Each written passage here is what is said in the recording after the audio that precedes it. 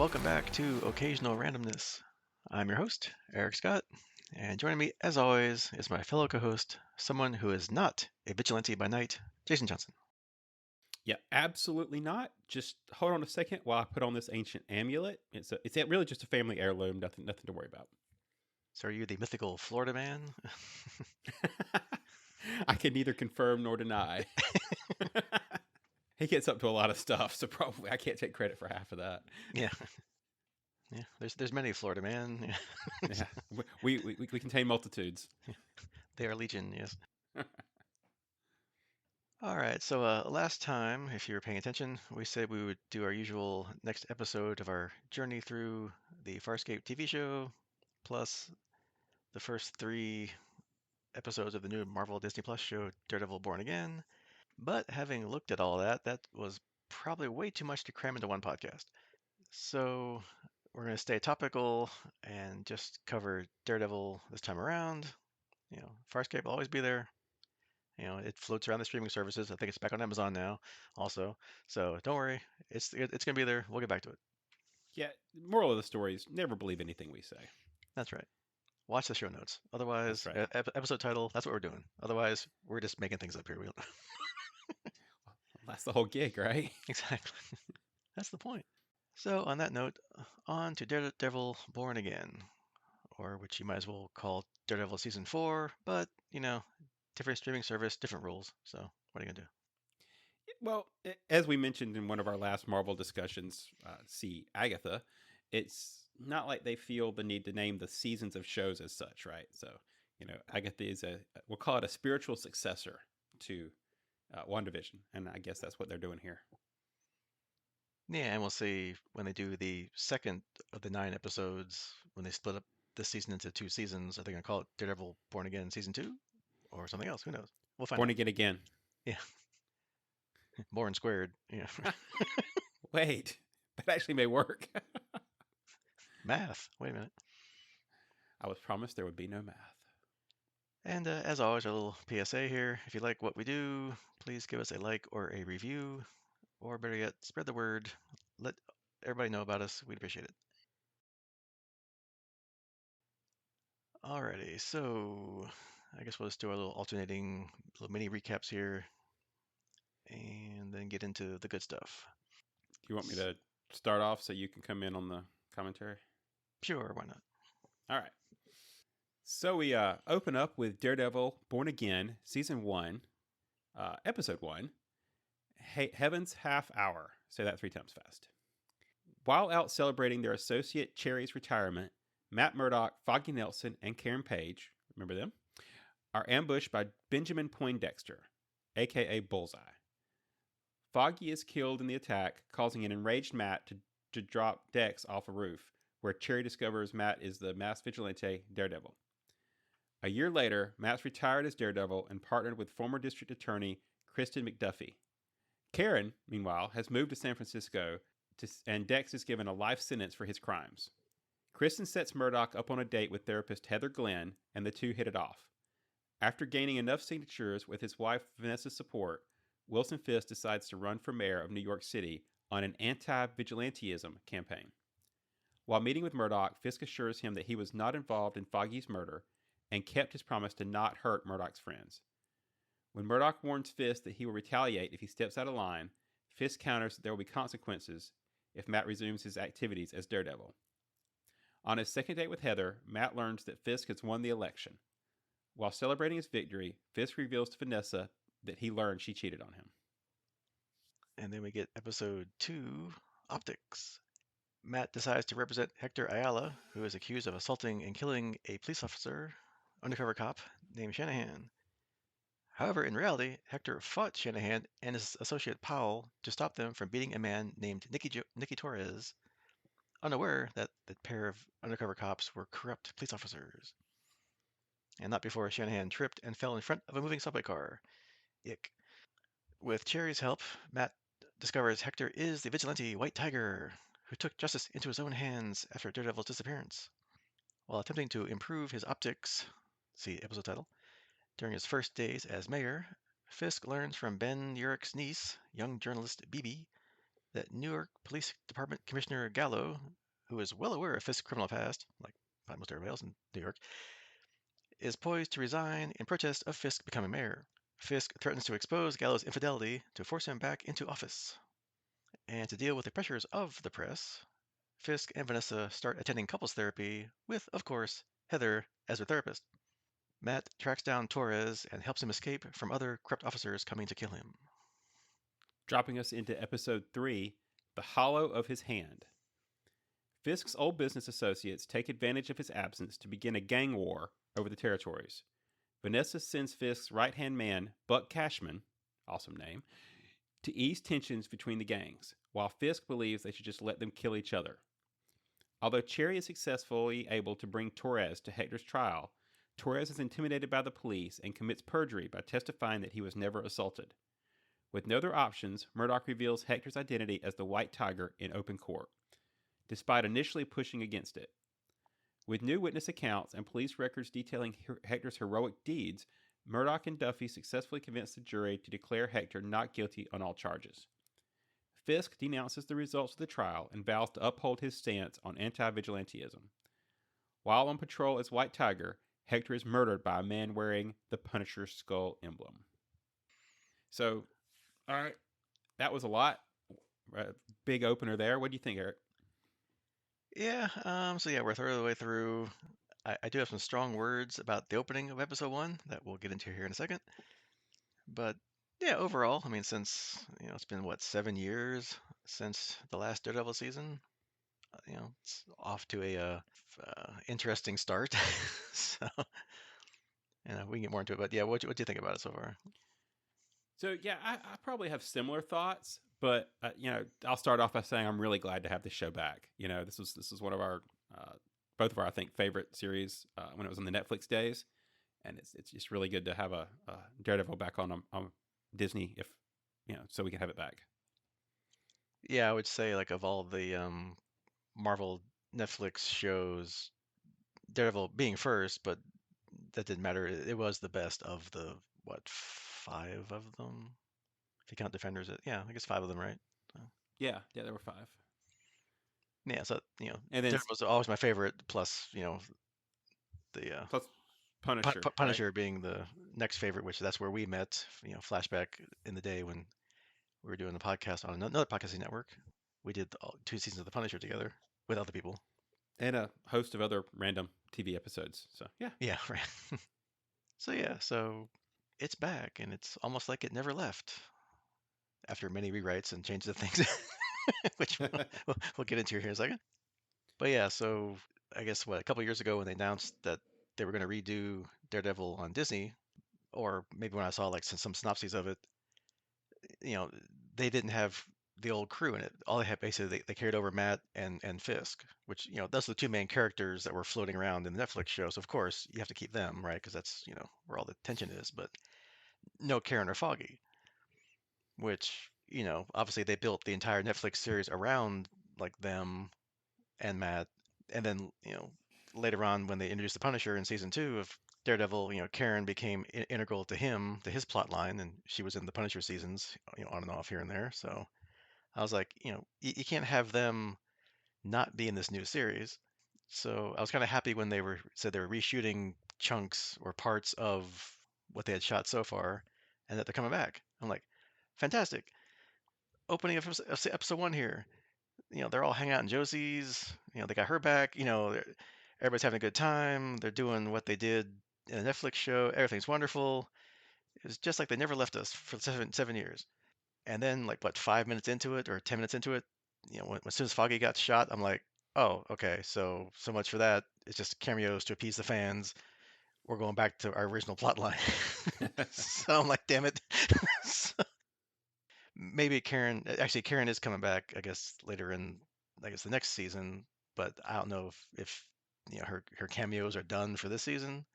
Hopefully not, since the Punisher is going to show up, and she and him had a nice relationship going on the Netflix stuff. So I would hope they would bring her back for some of that, but that's probably not what they reshot. So I'm guessing probably not. And then supposedly I heard that Eldon Henson, Foggy, is somehow in later episodes of the season, or since they split up the seasons to two 9-episode seasons, maybe he's coming back in season 2. I don't know how you do that since you killed him rather graphically. I don't know, flashbacks, like a vision, because Matt's Catholic, so maybe he's got some kind of like vision of Foggy coming back and warning him, or whatever. Who knows, right? Or if you want to take the title of this series literally, Born Again, maybe Foggy gets resurrected. I don't know. We'll find out, right? Well, But we've seen the Hand do that before. yeah, I mean, he can come back as a hand zombie ninja, which that's the part of season 2 on my rewatch of Daredevil I skipped watching.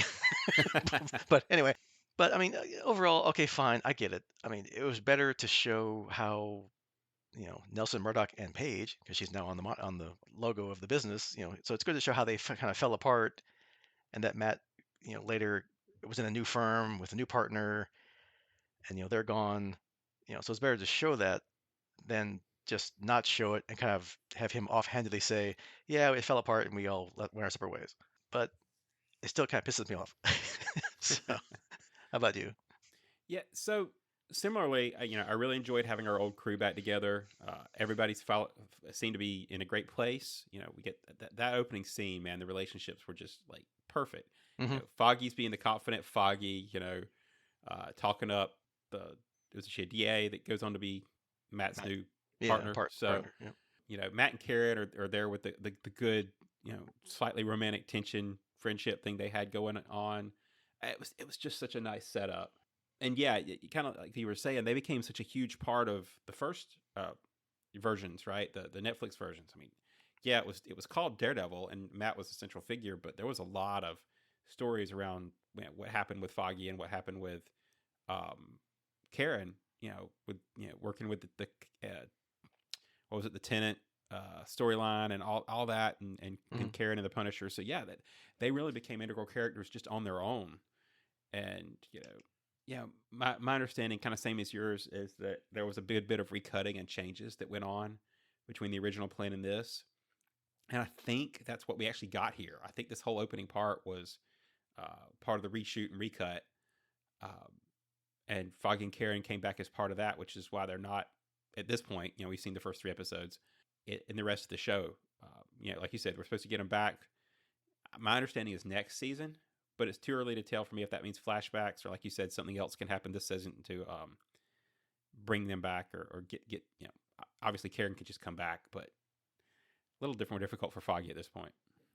Yeah, and I read that originally Matt wouldn't even put on the Daredevil suit until like episode 4, which kind of fits the way they've cut it here. Is like maybe like they rewrote like the first third of episode 1, right, to bring the old gang back in to say, okay, here's where they were a year ago. Oops, here's what I got from there to Matt and McDuffie law firm and Matt not being Daredevil anymore. So Yeah, they had, because if we didn't have the beginning scene with Daredevil, there's no Daredevil so far other than that. yeah. So at least they wanted to appease the fans of like, hey, look, Daredevil doing things and stuff, and then oops. So speaking of which, so continue with my nitpicking, which pretty much is going to be done after this. The opening fight scene between Matt and Dex was mostly good, and the biggest thing for me is just like the janky CGI of Daredevil swinging around on his Billy Club line. It just looked so fake. And then Dex throwing like bad CGI knives everywhere. Because he wasn't throwing anything, and people were just acting like they got hit with stuff. And then Daredevil walking around with like 8 knives stuck out of him, like he's Wolverine or something. Like he doesn't even feel it. Like I'm like, it's like you can't see the big knives sticking out of your chest and your arms and whatever. He's just walking around like he's still a little tired and worn out, like for a long fight. But it's just like you're like covered in knives, dude. Like, you know. So I don't know. It seems like for some reason they they get the cheapest effects budget with these Disney Marvel shows for some reason. I don't know what it is. Like that kind of uncanny valley-ish thing with She-Hulk was kind of like, eh. So I don't know. I kind of wish they would have done it most of it with like that one camera, one take thing that they got really good at in the Netflix versions. But okay, to introduce Daredevil again after 7 years, it was good, and especially when we see Matt cross that line. trying to kill Dex by tossing him off the roof after Foggy died, which I mean makes sense. I mean, your best friend got killed, your partner, the guy you've known for what since like college law school, right? So it's been however many 10, 15 years. So, it makes total sense. And as I had said before, I just watched Daredevil season 2 again, except for the Electra hand stuff. I kind of scrolled, fast forwarded through because I wanted to rewatch the Punisher bits since he's going to come back into this season. And back then Matt made a point all the time of trying to get Frank not to kill people.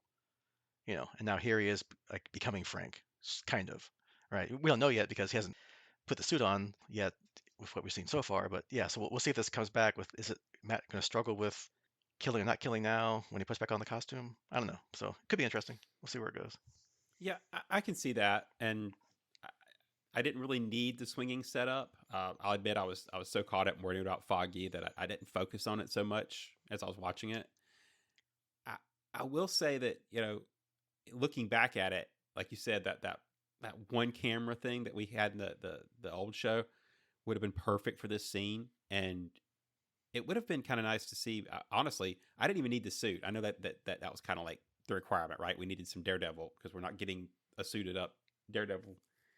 But it'd been kind of cool to almost go back to basics and have him because of the scene, right? He was in the bar. He wasn't going out on mission or whatever you want to call it. So if he'd have just like grabbed the old hat thing and pulled it down over his face, kind of like what he did in the original season, and go from there and just have a fight with him and Dex hand to hand would have been kind of cool.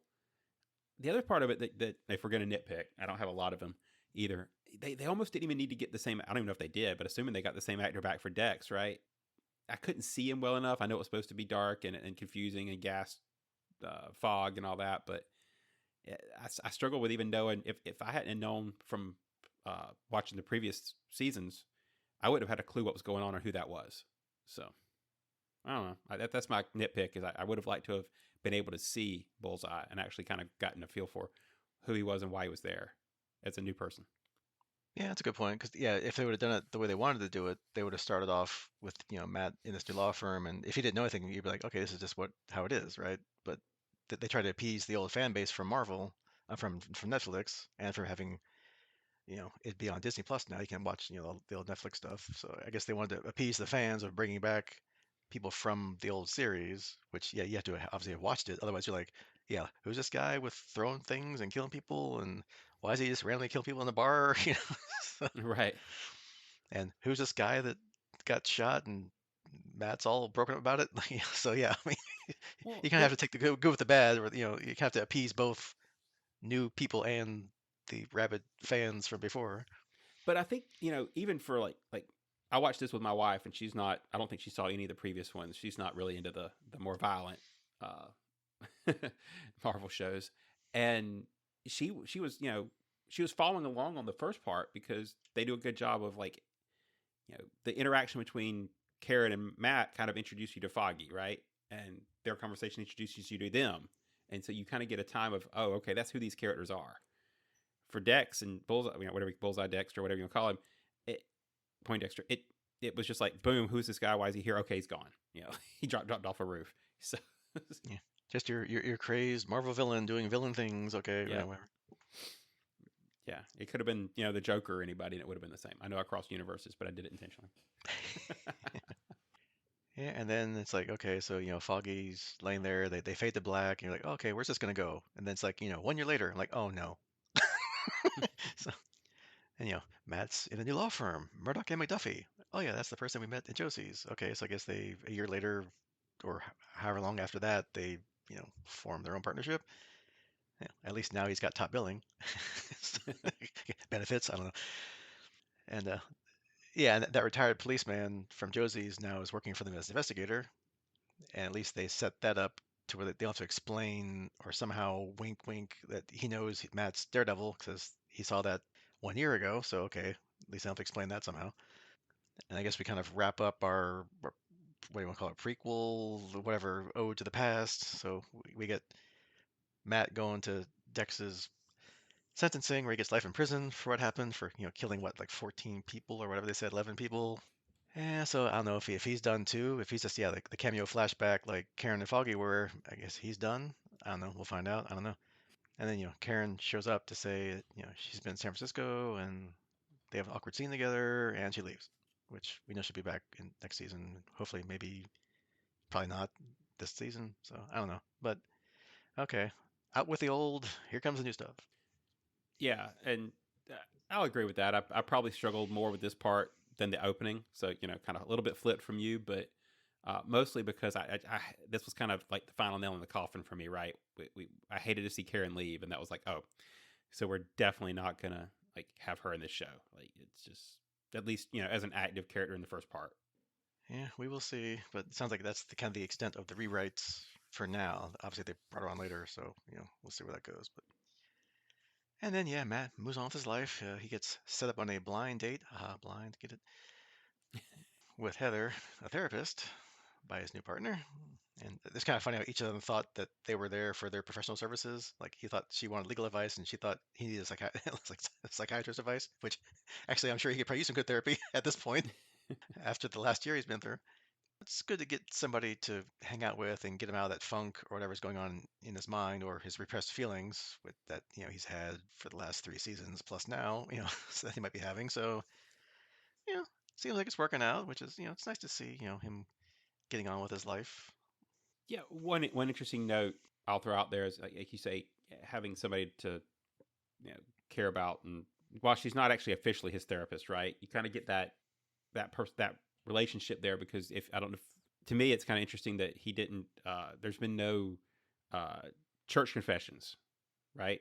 That was such a huge Yeah. part. His Catholicism and his confessions were such a huge part of the other show, and we haven't had any of that yet. So I guess this is kind of filling that niche. I know she's not in on his secret, so mix that with Cherry and being able to have those conversations. But again, he's not actively Daredevil either. But you know what I mean. It'd be interesting to see as he struggles with it, where his outlet is for those thoughts. I'll also admit that after losing Karen in the previous comment, I was resistant to Heather, but I think they're using her just enough. She's not a Karen replacement, right? She's not in all the stuff. She's not in the business. She's not in the every bit of his life that the other characters were. And so I'm coming around to the just enough usage they're using for her. Yeah, and then, as far as the comics go, I think Heather was in the comics, or McDuffie, or both of them were, but that was way after I stopped collecting, and I don't collect anymore. So yeah, but I think some of this is at least people that comic readers would know too. But we'll see where it Uh, goes. I never came across him back when I was reading Daredevil, but I've also been out of it for a good while, and I made a point not to go look. So Yeah, yeah, because he always was like, well, that's not the comics. Like, yeah, okay, this is not the comics. Okay. So, yeah, don't go look up Karen Page there either. So no, and then we get the second major character of the series shows up, Kingpin. dun, dun, Although dun. although he's not quite the same as the in control, calm, stoic, you know, killer that he is. I guess they do keep it in this new MCU because uh, he's almost recovered from being shot in the face by Echo at the end of her series. If you watch that, we didn't cover that but anyway, I did watch it and that did happen, and so they kept that going at least. So it's the same universe, whatever you want to call it. But there's signs that he's not quite 100%, which I liked. Like you see, like his hands shaking a little bit sometimes. He's kind of timid or cautious with dealing with people versus being the confident, in control guy that he was before. So that's kind of cool that he's not quite back to normal or back to 100%, right? Which, I mean, obviously, that's not going to last that long because, he's the big bad guy. So he's got to, overcome his limitations and get back to being, mustache twirling evil that, that he is, right? So, and, we kind of get our little updates with what's been happening in his world. Now apparently Vanessa's been doing basically what he used to do, running the empire while he was recovering wherever he was recovering. And kind of get the vibe that she's not too happy he's coming back, which is kind of cool. Right, and leads to the fun thought. And I think we get into this as we go through the next some of the other episodes. Is who's actually the Kingpin now? He's been gone. He's been out of the line, and even his intro, right? He walks in and she's at the table with all the crime lords. So it's going to be interesting to see how that dynamic shakes out throughout the season. Yeah, because will she want to share or will she want to, you know, see control back to him, or it's like, this is my thing now, So we'll see. That's also the fun of the season, so we'll see where that goes. And then we get our great scene with Fisk and Matt together at the diner after Fisk announces he's running for mayor on, of course, anti-vigilante campaign, which of course makes sense. You know, get rid of all the people that can oppose him, as he's not going to be your above the board goody two shoes mayor, right? He's still got that kingpin mindset, right? So there's some hidden agenda there somewhere. It's got to be. He's not just doing this because he loves the city and wants to make it a better place for everybody. Kind of funny how he name drops other New York City heroes. So we keep the MCU tie-in going. So good job. He says he's sorry for Foggy, but he had nothing to do with it because he promised. I guess in the last series that he wouldn't go after Matt's friends when he found out that Matt was Daredevil. And of course they end it with a nice threat from each other. Matt tells Fisk that he'll be there if he steps out of line, and Fisk is like, "Well, if you resume your extracurricular activities, I'll be there too." So, and those are some of the best interactions from the Netflix series is when Matt and Fisk were going at it. So, I'm glad that they keep that same thing going in this new series. Yeah, and it's funny because in this new dynamic, right, with the changes they both had between their last meeting, it's almost like they're the closest thing each of them has to a friend in the current status quo that knows everything about the other, right? So that's kind of interesting to me that they've got that.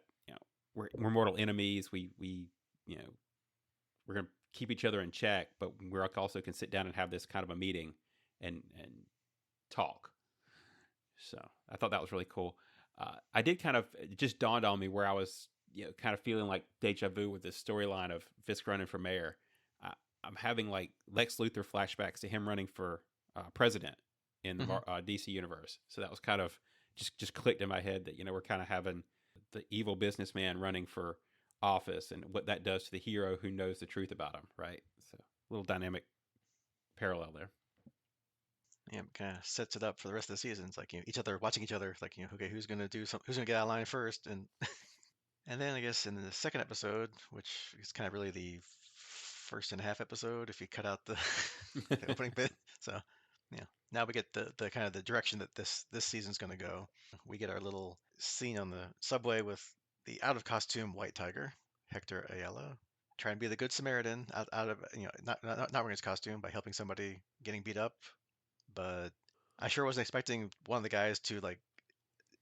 I guess they said he tripped, but looked like he ran. I don't know, but anyway, he basically fell into the oncoming train. He caught a train, yeah. Yeah, yeah he caught the A train, and that was like ooh nitpicky. And then yeah, they're like undercover police officers, like ooh uh-oh, So then okay, now we know that, or at least at the time we're like okay, this is gonna set up the season where Matt's gonna become his lawyer and set out to prove his innocence, and we're gonna go back and forth in court all this time. Yeah, not quite. We'll get to it in a minute, but yeah. So, but I don't know. It's kind of like a repeat of what I just watched in season two with Nelson and Murdoch defending Frank Castle. I'm like, oh, here we go again. Although now it's not Matt defending a mass murdering vigilante guy. It's him defending one guy against the whole NYPD who thinks he's a cop killer, which the police never like cop killers, whether the cop is a good or bad cop. You kill one of their own, and now you have Matt defending the cop killer, and now the police don't like Matt. So you know, Yeah, I mean, it's not like it's not like this time he's around, he's defending a vigilante of any kind. So, yeah, at it's least like as far as they know until it comes out. So, yeah, right. It's just a dude that apparently went berserk and started attacking police officers, according to. So. And then yeah, we'll see if we get more of the White Tiger in some form later, or flashbacks or whoever, as we'll talk here in a minute. But I thought it's kind of funny after they figure out that he's the White Tiger, Matt tells the judge and the prosecution lawyer that yeah, hey, we found this out, but I don't want it to come into evidence because that wasn't what he was doing when he was part of this issue, right? So so that shouldn't be admissible into court. And then Matt just offhand drops the line, he wasn't wearing his suit or mystic amulet, and nobody seems to care about mystic amulet. They're like, yeah, sure, happens all the time. yeah, I mean, We had some aliens. We had all that kind of stuff. So yeah, what's one more? Oh, we had the blip, right? So it's New York. Forget it, Jake. Right? So, Yeah, I think later in court he even says it too, and like the jury's just like, uh huh. yeah, Like yeah. no one seems to care about mystic amulet. Like, oh yeah, it happens all the time. It's we all got mystic amulets. I sold three at a yard sale last Yeah, week. I So mean, it's New York. You can buy them on the corner from somebody. now call me when you get a tesseract, right? Yeah, right. And then yeah, so the part of episode two here is Fisk settling in as mayor. Obviously he's got some optic issues, as the episode is titled. So some voters love him because he's going to fix the city. Some think he's still a criminal. So he's got to improve his score with the voters, right? So they're in a traffic jam, so he gets out and helps it get moving. Gets the construction guys working. He doesn't go to the funeral for the one cop that got killed by accidentally falling in front of a train because he didn't want to deal with the police commissioner. Although they were kind of there, and the commissioner's like, once a criminal, always a criminal. Get out of here. And that's true. I mean, Fisk. I'm sure is going to get back to being more Fisk-like here, Kingpin-like here in a couple episodes. But and then later the commissioner's going to tell Fisk he's resigning, which probably would have caused some resignations also in the force of them also following his lead. So Fisk is getting back to his old self, and he kind of blackmails him with pictures of his illegitimate kids, like but kind of like yeah, it'd be a shame if something happened to him. So yeah, the Kingpin's coming back. It looks like he's getting screwed back slowly. Yeah, and a couple sandwiches, but Yeah, right. Shout out to Philly cheesesteaks. Yeah, myself, I had to rewatch that scene a couple times to grasp the actual blackmail. I'm guessing from looking at the photos that the chief had an illegitimate son, and that was the risk that he was exposing. Either way, it made for like you say, good characters. I like the chief's character, like the actor who's playing him. So it'll be fun to see maybe if they do more with that as the season goes on. So for some reason I always picture like if you ever watch that Monty Python skit of like when they're acting like the dumb mafia guys, or they're trying to blackmail like a military uh, colonel, and it's like how many paratroopers you got here, Colonel? Oh, about 1,200. Yeah, shame if someone to set fire to them. It's just like, every time I see one of these like blackmail things, like, yeah, yeah, nice kid. Same if someone to set fire to him. well, if he was a witch, he's made of wood. So Yeah, so he would there's my float. Monty Python Yeah, tribute there. so yeah, that's where my mind goes. Too many pop culture references floating through my head at all times. And now, since Fisk keeps talking about his wife in various interviews and stuff, and she's never around, in order to help the press kind of stop hounding him with like, "Hey, how about you and your wife? What's going on here?" They decide to attend couples therapy because I guess Ben Urich's niece, if you remember Ben Urich from first season of Daredevil, the reporter who gets killed by Fisk later. So I guess his niece BB is now following in his footsteps of I guess some kind of video blog or video news thing or whatever she's doing. I don't know, whatever. They don't quite explain it, but so she kind of drops the bomb on like, "Hey, how about you and your wife?" So okay, we need to get our again optics, as the episode title is called, back up with the voters. So they go to therapy, and of course, because why not? The therapist is Heather, Matt's new girlfriend. So I'm sure that will have no impact or nothing will come of that in later episodes at all. Absolutely not. But I am thinking that the relationship with Vanessa is going to be, as we kind of have hinted around different things, is going to be a large part of the rest of the season, right? On how she fits into Fisk's plans or against them.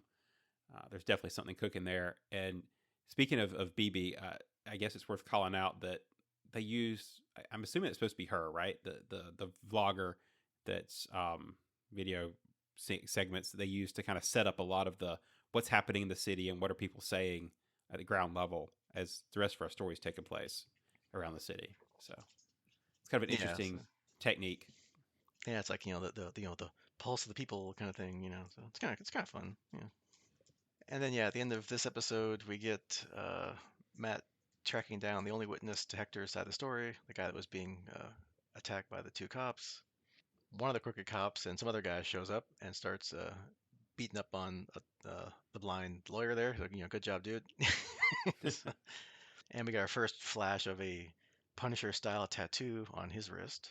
And I guess just as that cop's about to shoot him, Matt's like, "No, you don't do that," and then has to give in to defending himself, and he brutally takes out. I thought he killed both of them. I mean, It's the way they same. looked like it, I'm like, wow, he like snapped his neck. I'm like, okay, he's really gone off the deep end, but at least not the one guy. The second guy, who knows? But obviously the one guy comes back later. But hey, at least Daredevil's kind of back in spirit.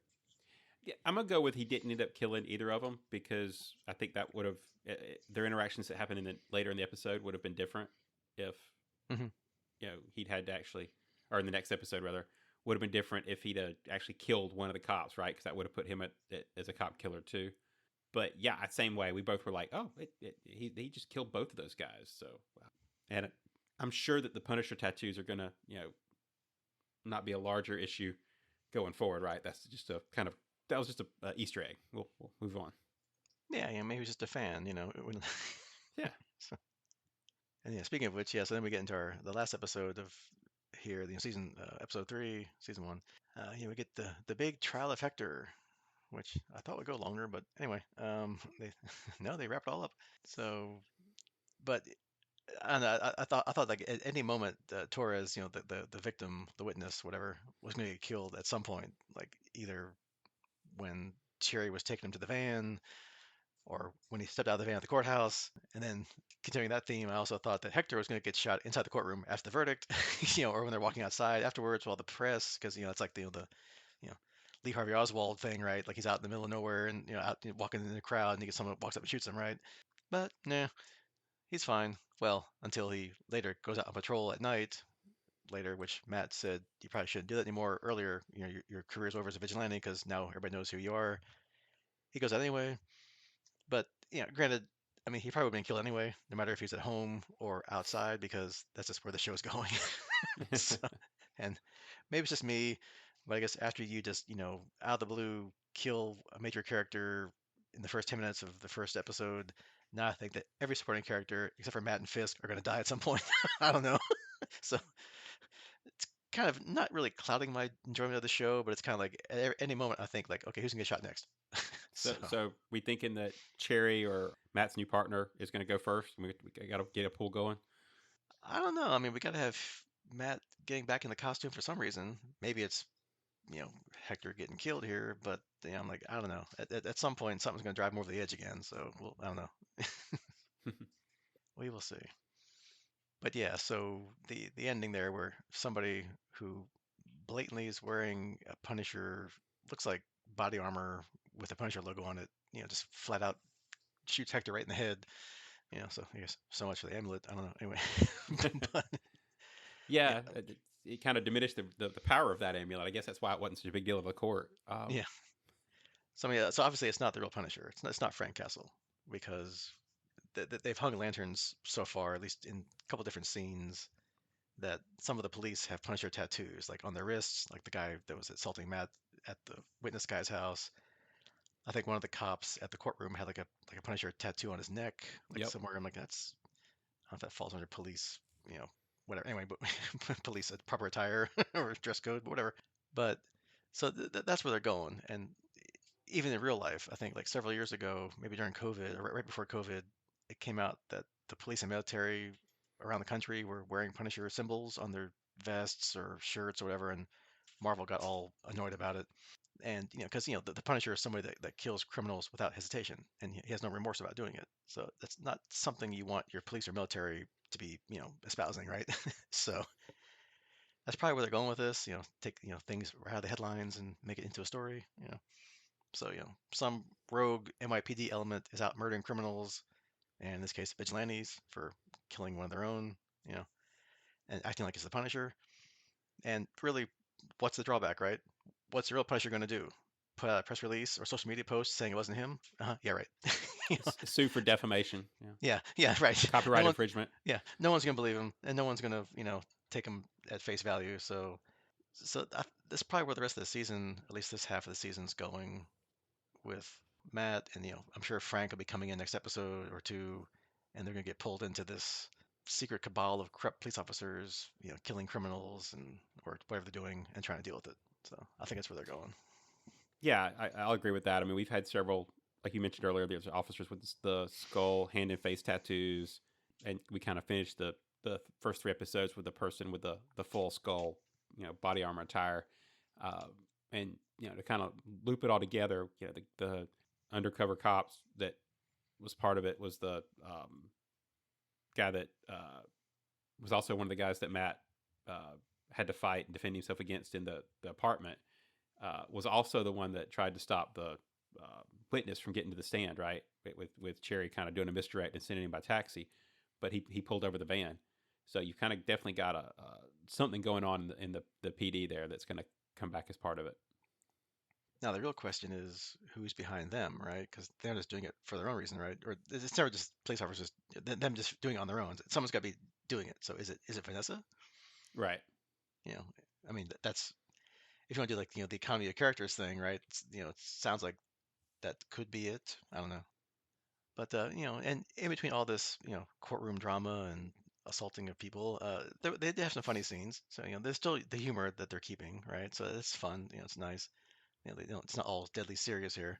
Like in the courtroom when Matt had that corrupt officer Powell in the stand, and Matt's kind of like taunting him about his black eye and how he can't take a punch and that kind of stuff. And what's Powell going to do, right? He can't say anything about it because what's he going to do? Admit that he got beat up by a blind dude? Or that So, he was beating up a blind dude. right, yeah. So not good for your street cred there, dude. You're beating up a guy with a disability. Well, So, and they also had a meetup in the bathroom around the same time, right? Where he tried to threaten Matt there in the bathroom, and Matt's like, "Yeah, are you going to go out and tell them that that's what you were doing?" So yeah, yeah. Go right ahead. Tell him what we're doing last night. Who's gonna believe you? You or me? So, and I guess the big kind of looming thing so far is what do we think Fisk is up to? It doesn't. I don't know. It seems like he doesn't care about his empire anymore, because well, at least not to the extent that Vanessa cares, because now he's the mayor, right? He has to be above the his little empire here, because he can't be linked to it, right? So, but he's still surrounded by people that like know who he is and like are doing things for him, like the aide, like the guy you said had a cool name. I forget his name now, but oh, uh, moneymaker or change? I've lost it. Cashman, like something like something. Cashman, Yeah. yeah, Cashman. So he obviously still knows who Fisk and Vanessa are and what's going on. So and she sends the aide to try and calm things down with the one set of people that are now that the two crime people are families are going at each other. He's trying to calm them down. Okay, you did it. You got to pay this guy $2 million because he did something stupid, or you know how to work for, right? So it's like, well, who do you work for, Fisk or Vanessa, right? So, but I don't see Fisk being behind the Punisher police cabal thing, at least not yet, because that's he said he wouldn't. Well, he said he wouldn't harm Matt and his friends. He didn't say he wouldn't harm other vigilantes, and but I don't think it's him. Is it Vanessa? I don't know. I mean, like I said before, it's not just out of a vacuum that they're doing this. So unless there's somebody we haven't seen yet, which could be. I mean, it's only been 3 episodes, right? Out of nine, or actually out of 18 that this was, right? Before they cut it into two 9 episode seasons, it could be somebody else. But I don't know. We'll see. It's fun, trying to to play the guessing game. Right? Yeah. So on my side, I kind of see it like you said. We got a new power struggle going. That's the big piece here. We've got Fisk as mayor trying to let chaos reign. I think he says that at one point, right? It's just like step back and let the chaos do what it will. And then we've got and he's obviously got a motive there somewhere. And we got Vanessa. Now she wants to regain control over the gangs. Kind of, in my opinion, she's operating as the new kingpin, right? She was the had his recovery time, years, whatever it was, where he was gone to kind of build up her control over the mob and the gangsters and stuff. And that's now they all kind of got up and left when he came back. But I think she's trying to reestablish that. To your point, I think when Cashman went to talk to the guys and they say, who sent you, the mayor, and he's like, or tell the mayor something. He's like, I don't work for the mayor, I work for the man. And I think again that my opinion was Vanessa. So, Hmm. or possibly, like you said, maybe a new player. Hmm. We've also still not circled back to Adam, which was that possibly an affair while Fisk was gone. They have only dropped the name and kind of hinted around at it. But and it may not be the same. I kind of have vague memories of a storyline where Fisk and Vanessa's son became a crime lord. I think it was called The Rose, but Yeah. I can't remember if the name was Adam. I can't remember any details about that, but that kind of sticks in the back of my mind. So there's that. And then that leaves us where Matt's going to go, like you say, post the death of the White Tiger. Is the White Tiger going to return in any form? And where does Frank come back in? Right. So we've got a lot of pieces that are starting to be on the board, but we haven't figured out where they're going yet. Yeah, and apart from, the first 10 minutes of the first episode, we haven't seen Daredevil, right? So, and then according to what we talked about before, he didn't show up until episode 4, which is coming up now. So, and obviously, yeah, did the death of the White Tiger cause him to, put the suit back on, right, and get back out there? It's like who killed Hector? I believe in him. I worked my butt off to get him, exonerated, and then within like hours he's dead. So that's gonna drag Matt into all this stuff, and of course now we have the Punisher symbol. We're gonna have to go find Frank now, right? Because did you kill my, friend, the White Tiger? Of course not. But you have to have the hero on hero battle kind of thing, right? That's how all these things work, right? So, Oh yeah, you can't introduce somebody without a good fight.